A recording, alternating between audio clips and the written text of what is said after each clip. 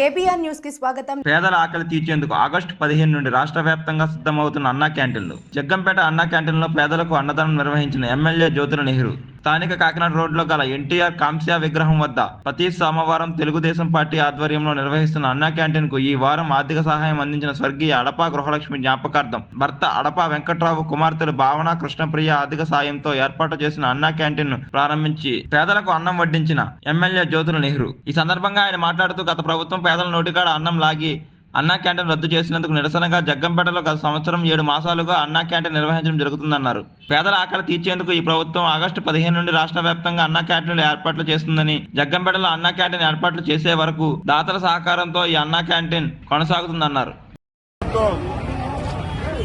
ఏదైతే అన్నా క్యాంటీన్ రద్దు చేయడం జరిగిందో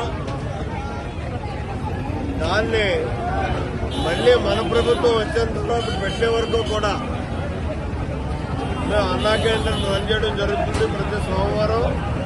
అందులో భాగంగానే ఇవాళ కూడా సోమవారం నాడు అన్నార్థులందరికీ అన్నా క్యాంటీన్ ద్వారా అన్నం పెట్టడం జరుగుతుంది.